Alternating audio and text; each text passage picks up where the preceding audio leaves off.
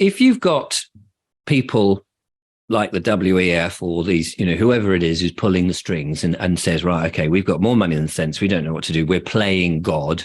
So we're going to say, well, we're going to keep this lot in this place. There has to be a way to beat them at their own game. I always think that whatever the circumstances, there is an opposite to it, another way of dealing with it. There has to be. I don't think there's always just one direction. I think, there's got to be a reverse direction. So then I was thinking, what if it was an ant's nest? And these little ants are doing their thing and you're going, okay, I'm going to play God. Because, you and I can do that in the garden. We can go, right, okay, there's the ants. You're not allowed to move. I'll put a wall around it. You're not going to get... But they'll climb over. They'll find a way around it. And I think that humanity will find a way around. I believe in humanity very much. And that any other human that thinks that they are God and above us are very misguided, because I think humanity are much cleverer than these people who've become so rich that they now think they're in control.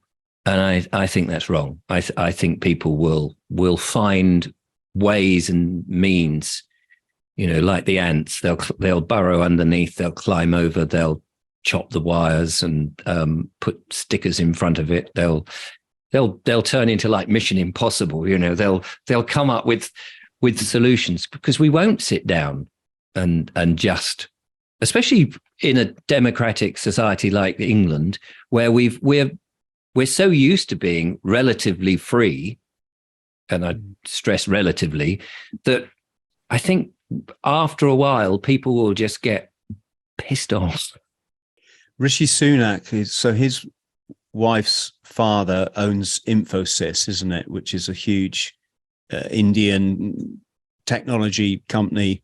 I was thinking about people like Rishi Sunak and these people who have more money than they know what to do with. And, you often think, well, if I won, showing my age here, if you won the pools, nobody does the pools anymore. But if you won the lottery or something, you're only going to get so many, or the Euro lottery, where it is huge amount of money. But once you've bought your island and your house and your yachts and all the rest of it, and you've done all those things, there must come a point where it all starts to be very simplistic again. It's like just going into the sweet shop and going, oh, look, I've got £5. I can buy my sherbet lemons, or my licorice all sorts, or my licorice pipes, or my pretend cigarettes, or all of that sort of stuff. And when you're on that level, what else? You must get bored. And I just think, yes, then they start becoming a bit megalomaniac, don't they? They must do, because suddenly they're looking around and going, I'm not getting the pleasure that I get from buying a new washing machine or a new car anymore. They're just things. I've lost all that. And the world now is their playground. And exactly. Suddenly, we become their pawns, because they can do these deals and they're so rich. And suddenly somebody like Rishi Sunak suddenly finds, oh, I'm the Prime Minister of England. That's quite jolly. No one's actually voted for me. It's all sort of a little bit slippery how that happened. And Klaus Schwab voted for him. I'm sure he did. He's such a nice man, isn't he? He's such a lovely fella. Yes, Rishi Sunak's member of the World Economic Forum, and so is his father-in-law, and that kind of says a lot. The thing about the digital cities and this concept of trying to monitor who is driving the car.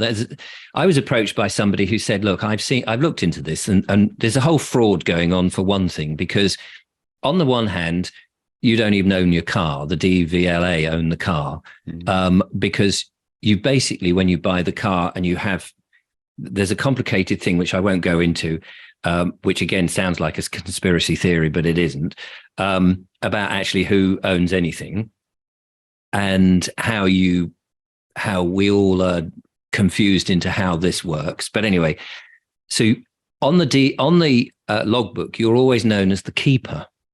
You're not the owner, you're the keeper. You may think that you own it because you've got a receipt, but the reason the police can come and take a vehicle away anyway, because they're part of the crown, And so or the state, so they actually have a bigger right, because we've already given that away. But that's something for another day. So the keeper can be a 5-year-old child. Somebody else might be insured to drive that car and legally able to drive that car, so they can drive the car. And whatever mechanism has said that car, which has a number plate, has caused this misdemeanor, and so we want to have our money. Thank you very much. They can only go back to the keeper, who is this child in this scenario, or a blind person who has a chauffeur to drive them around, or whatever, and so then that person is the one that has to go, well, it wasn't me driving the car. I didn't do it. It was this person. So they have to shop somebody. Now, if that's not wrong, if that's not moral, that somebody who says, well, I didn't do it, but I unless I pay, I have to shop the person who did it. And this is just terrible. What a society is it that you then have to say, oh, it wasn't me. If they had the facial identification and could clearly say, oh, it's Mr. Jones, or they had a chip on them, which they could not get out, and they would say Mr. Jones, then I'm not advocating for this whatsoever, but I could see, then they can identify the driver. But they're not identifying the driver, they're identifying the vehicle, and going back to the keeper, who then has the moral to say, or the dilemma to say, but it wasn't me driving. And that in theory should be the end. Well, it wasn't me driving. You should prove who drove it. It's nothing to do with me. You're saying somebody drove it. But if they don't, the keeper has to pay the bill. And you go, but it could have been a thief. Well, you didn't report it, did you? You didn't report it as stolen. But, and then people are selling cars, and then there's that middle bit where the car is in somebody's sold it and somebody else, who's the keeper, and all of that. So I think it's a bit of a nightmare, the whole thing. I'm the Prime Minister of England. That's quite jolly.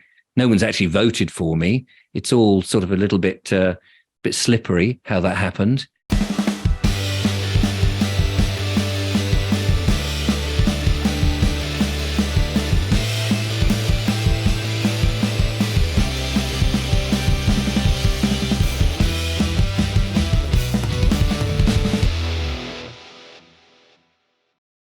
And I never forget the impression of all those white graves representing soldiers.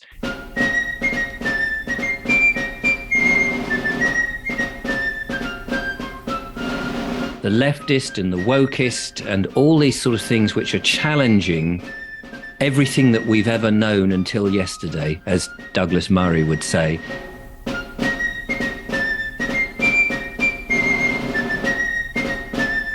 There would need to be some form of digital ID.